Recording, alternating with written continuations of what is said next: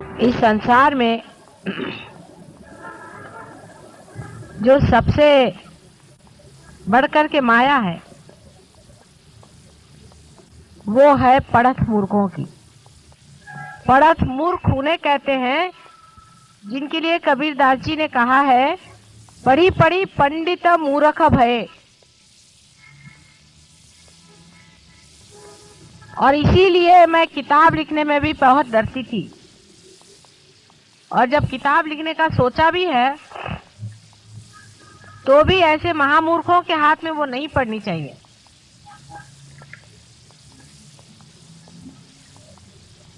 वे लोग उसी प्रकार हैं जिस प्रकार कोई इंसान किसी भी देश में नहीं जाता है और झूठी बातें सारी दुनिया में बताता है कि मैं वहां गया था, फिर वहां पे ये देखा, फिर वहां ये था, फिर वहां वो था, फिर ऐसा हुआ, और फिर किसी ने ये कहा था, उसने वो कहा था। अपनी कोई उनके पास प्रचिति नहीं होती।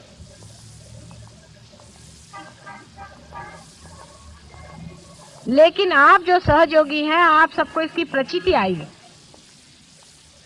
आपके अंदर से वाइब्रेशंस फूटे हैं, माने ये चैतन्य बह रहा है। आपको इसका अनुभव आया है कि चैतन्य क्या चीज।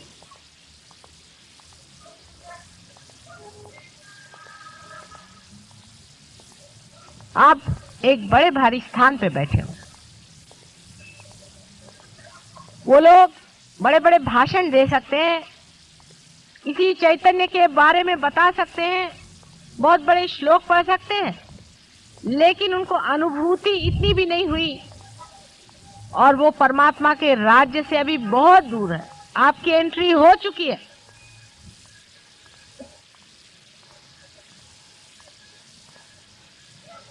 उसका एक विशेष कारण है। आपने पढ़ा होगा कि गणेश जी का जन्म सिर्फ उसकी मां ने ही किया था।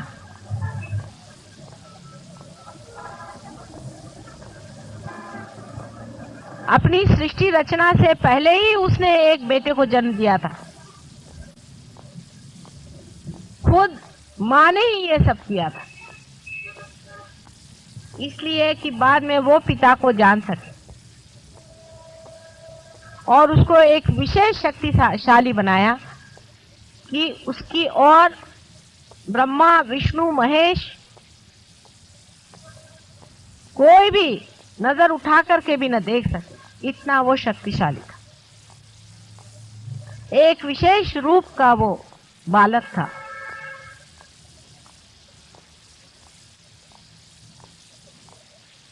और उसी की पुनरावृत्ति आज इस कलयुग में हुई है। आपको भी मैंने अपने सहस्त्रार से जन्म दिया है, एक विशेष रूप से। इसीलिए आपके अंदर वाइब्रेशन छूट रहे हैं। लेकिन आप में से कितने लोग हैं जो अपनी इज्जत करते हैं, अपने को समझते हैं कि कोई विशेष चीज हमने पाई है और उसी विशेष तरह से हमें रहना चाहिए, अपने जीवन को उसी तरह से बनाना चाहिए।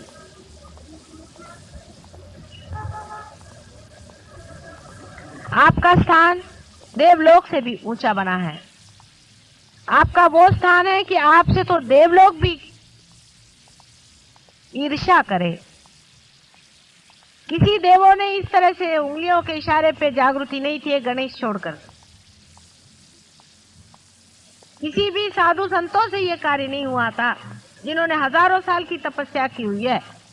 इतना ही नहीं कि तुम लोग पार हो गए हो, पर इशारे पर कुंडलिनी उठाते हो और हर एक की कुंडलिनी को जांचते हो कि ये कहाँ है और कैसे। लेकिन इतनी बड़ी चीज पा करके भी आप लोगों ने अपनी इज्जत नहीं की। या तो हमारा नसीब खोटा है कि हमें खोटे ही सिक्के मिले, वो चल ही नहीं सकते।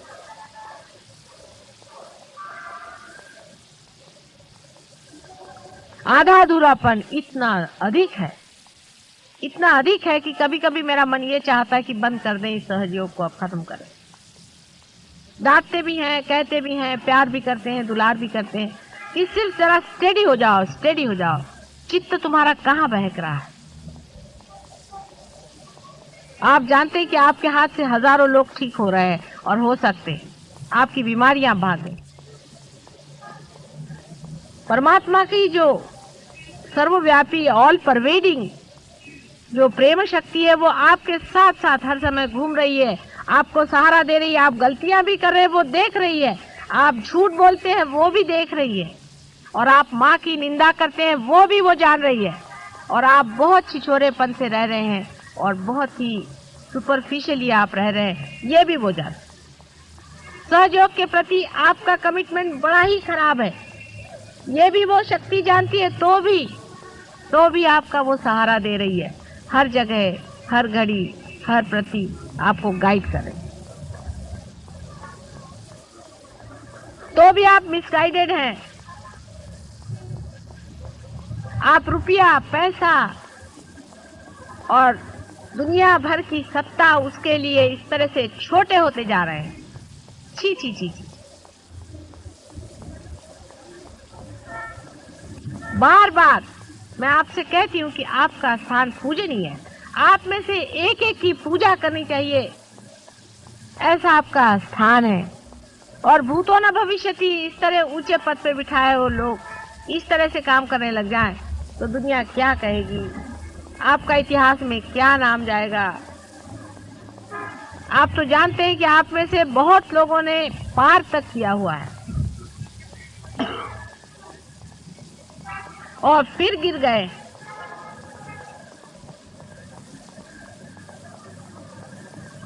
जिस पथ पे इतने ऊंचे आप हैं उससे गिरना बहुत आसान है।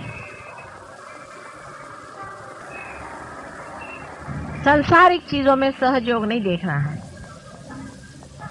परमात्मा के स्वरूप को जानने के लिए आप यहाँ आए हैं।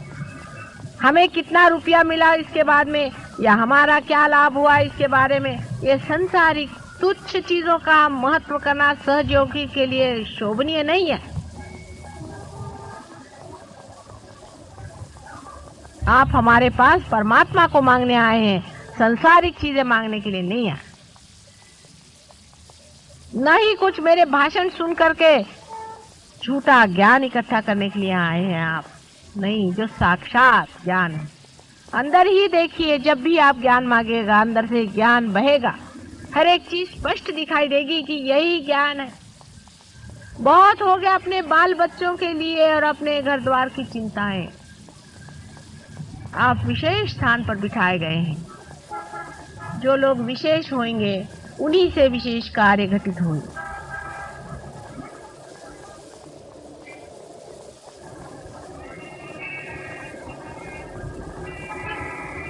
मानव से अति मानव हो गए हैं। आपके लिए यज्ञ भी 2 किए थे पहले भी, आप जानते हैं कि पूरा प्रयत्न हम कर रहे हैं कि आपके सब अंग कम से कम परमेश्वर को समर्पित हो जाए। उसी को समर्पित करना है अपने को। उसके लिए जो भी स्वच्छता होती है, जैसे कि माँ जब बाप घर आने वाला होता है तो बच्चों को कैसे धो पोंछ करके साफ करके सामने प्रेजेंटेशन देती है, वही करने के लिए बड़े प्यार से हम लोग ये यज्ञ कर रहे हैं। अपने सारे चक्रों में से जो बहने वाली शक्तियां हैं उससे सब मैं आपको प्लावित कर सकती हूँ, लेकिन आप कभी कभी मुझे ऐसे जान पड़ते हैं कि मैं किसी दीवार से बात कर रही हूँ, किसी पत्थरों से मैं अपना सर टकरा रही हूँ। ये दुष्ट महादुष्ट मेरी बात सुनने नहीं वाले।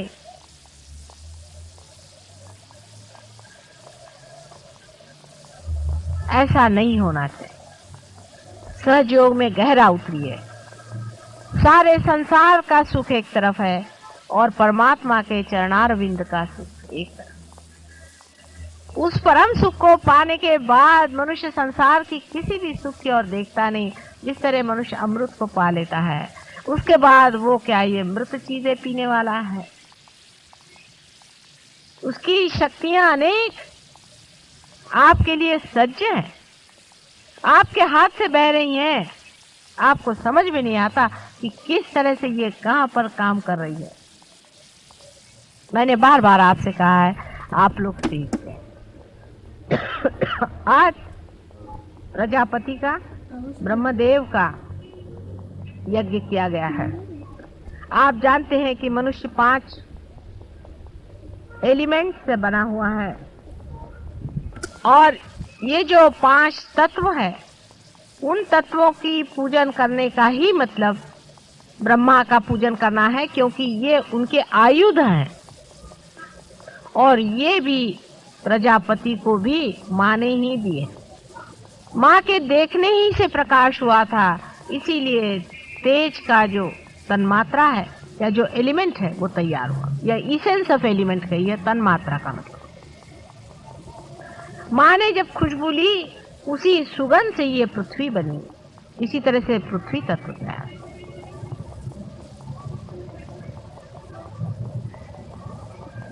माँ के बोलने से ही साउंड का तत्व तैयार हुआ है, जिसे नाद कहिए। इस प्रकार तन्मात्राएं जो हैं वो तैयार हुई और तन्मात्राओं से फिर एलिमेंट्स तैयार हुए हैं। ये सब प्रजापति का कार्य, ब्रह्मदेव का कार्य है। और ब्रह्मदेव इसीलिए नहीं पूजे जाते हैं, उनको पूजा नहीं जाता। उसका कारण यह है कि वो संसार का सब कार्य करें। आपका जो शरीर है, आपका जो एलिमेंट्स का काम है वो कर रहे हैं, उसके लिए उनको पूजने की जरूरत नहीं है। वो अपनी जगह बैठे वो काम कर रहे हैं। आपको सिर्फ 2 ही चीजों को पूजना चाहिए।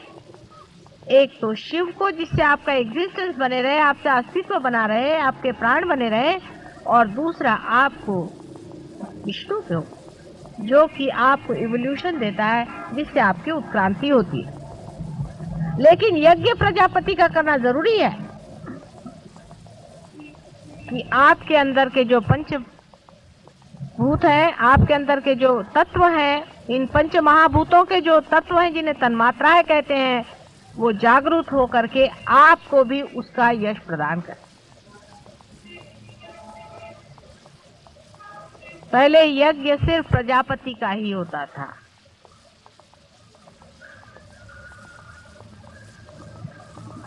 और बाद में विष्णु जी का भी शुरू हुआ।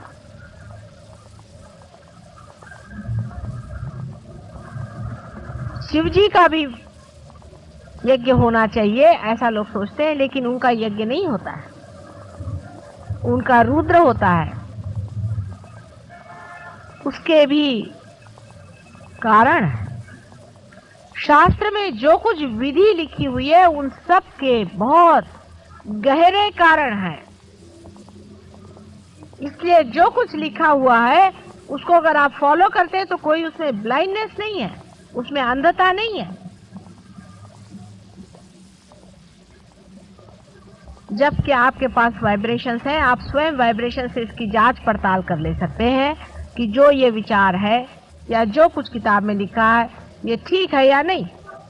बहुत सी जगह कुछ कुछ बीच में घुसेड़ दिया है, हर एक पुस्तक में ये किया है, उसको भी आप देख सकते हैं अपने वाइब्रेशन से। ऐसे कौन जान सकता है कौन आदमी पार है, कौन नहीं है, कौन रियलाइज है, कौन नहीं है, कौन गॉड्स रियलाइज है, कोई ऑर्डिनरीली रियलाइज है, कौन जीवन मुक्त है। सब कुछ आप वाइब्रेशन से जान सकते। आप हर एक चीज वाइब्रेशन से जान सकते हैं, जो अचेतन में है, जो अनकॉन्शियस में है, जो मनुष्य ने कभी नहीं जाना। उसकी एक एक बारीक बारीक चीज आप समझ सकते हैं। वाइब्रेशंस के भी एक एक ढंग होता है, एक एक तरीका होता है, एक एक उसकी लय होती है अलग अलग। लेकिन अभी तो बेसिस ही नहीं बन रहा आप लोगों का, तो मैं कैसे आगे की बात सिखाऊं। अभी तो पहले ही क्लास में बैठे हैं, उसी में एक में को नोच रहे हैं, एक में को घसीट रहे हैं, एक में से झगड़ा कर रहे हैं बुद्धू जैसे। अपना बेसिस पहले ठीक कर लो, फिर इस वाइब्रेशंस और एक एक चीज के परम्यूटेशन कॉम्बिनेशन से आप हर चीज समझ सकते हैं जो आप जानना चाहें। इतना ही नहीं, आप स्वयं भी उठते जा रहे हैं। जैसे जैसे मनुष्य उठता जाता है वैसे वैसे वो ज्यादा जानते जाता है, आप जानते हैं कि जब आप नीचे खड़े थे तो आपको इतना नहीं दिखाई दे रहा था, इससे और ऊपर जाएंगे तो और आपको दिखाई देगा, और अगर बहुत ऊंचे चले गए तो और कुछ दिखाई देगा। जब आप चंद्रमा पे चले जाएंगे तो वहां से पृथ्वी और तरह से दिखाई देगी, वो पूरी की पूरी घूमती हुई आपको दिखाई देगी, उसका पूरा भ्रमण आपको दिखाई देगा। नहीं तो यहाँ बैठे बैठे तो पृथ्वी लग रही है जैसे कि चौकोर। इसलिए जैसे जैसे आदमी उठते जाता है, उठने का तरीका एक ही है, अपने बोझे उतारते जाइए, सब बोझों को उतार दीजिए। जैसे जैसे बोझे उतरते जाएंगे आप अपने आप ऊपर उठते जाएंगे। फालतू के बोझे, मेरा बाप ऐसा, मेरी माँ वैसी, मेरा भाई वैसा, उसको चाहिए, इसको चाहिए, मेरी सत्ता है, मेरा पैसा है, सब मूर्खता, मिस आइडेंटिफिकेशन। आपको अगर पाना है तो पाइए, और अगर नहीं पाना है तो माफ। दोनों चीज नहीं चल सकती। यहाँ आप परम तत्व को पाने के लिए, उसमें घुलने के लिए आए हैं। यहाँ पैसा कमाने के लिए आप नहीं आए, यहाँ किसी तरह का भी व्यवसाय करने के लिए आप नहीं आए हैं। मुझसे कोई भी बार्गेनिंग नहीं, सिवाय एक चीज की कि आपको मैं परम तत्व से परिचित कराऊं। फिर मुझे उसके लिए आपको डांटना पड़ेगा, नाराज होना पड़ेगा, कभी सिखाना पड़ेगा और कभी प्यार करना पड़ेगा। अगर आप इस चीज के लिए उत्सुक हैं और यही चीज मांगने आप मेरे पास आए हैं तो ठीक है, नहीं तो मुझे क्या, मैं तो औलिया हूं, मैं वैसे ही अपनी किताब बंद कर दूं। तुम अपने गरज से आए हो, मेरी गरज से नहीं आए। मेरी भी गरज है, क्योंकि माँ को बच्चों की गरज होती ही है, लेकिन ये माँ अजीब है, निर्मम भी है, बड़ी निर्मम है, एकदम से क्लियर कट सबको बंद भी कर सकती है, और उतनी ही मोहमयी और प्रेम करने वाली। आज के यज्ञ में पूर्ण चित्त से पूरे अपने को समर्पित करके करिए, और ये वाला यज्ञ विशेष रूप से पंच तत्वों का होने के कारण आप लोगों की समझ में ज्यादा आएगा। ये जड़ तत्व पे है, लेकिन जड़ तत्व भी जरूरी होता है। अगर जड़ तत्व स्वच्छ ना हो तो बाकी का कुछ नहीं बनता, और आपके जड़ तत्व ही गड़बड़ है। जब आपके जड़ तत्व स्वच्छ हो जाएंगे तब हमारा कार्य बहुत सुचारू रूप से हो।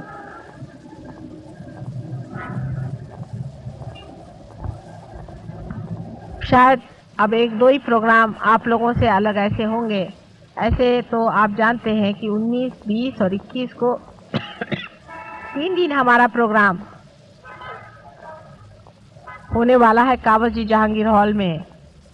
उसमें से सवेरे का टाइम ध्यान के लिए होगा और शाम का टाइम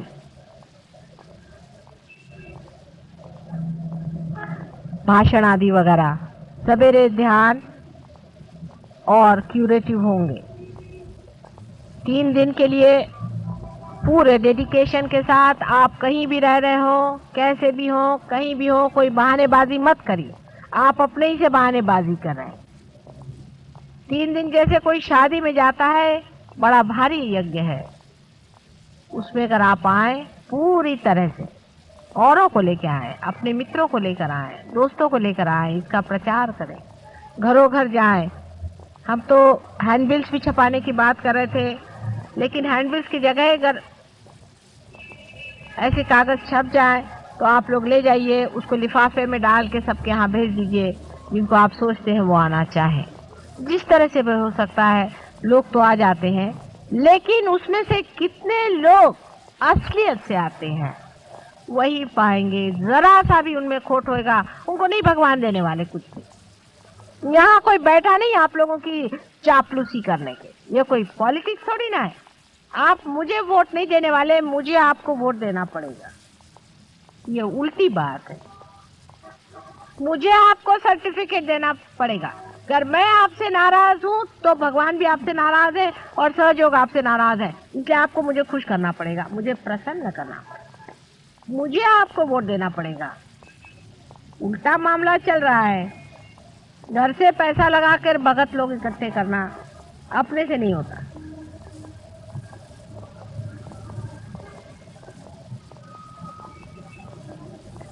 इसलिए अब याद रखिए कि अगर आपको कहीं भी आना है, आपको अगर प्रोग्राम में आना है, तो पूरी तरह से सादगी के साथ आइए, इनोसेंस के साथ आइए, और हमें इसमें पाने का है ये सोच करके वहां आना है। और कोई भी अपने घर के प्रॉब्लम्स लेके मत आइए, बहुत गलत तरीका है। ठीक है, बीमारियां ठीक हो जाती, बीमारी हम ठीक कर देते हैं, लेकिन इतने क्षुद्र लोगों के लिए सहयोग नहीं है जो रात दिन अपने घर में ही घुसे रहे। परम की बात पाने के लिए उस डेडिकेशन के साथ आइए, उसको समझने के लिए आइए, और सब लोगों से कहिए कि वो पाना बहुत जरूरी है।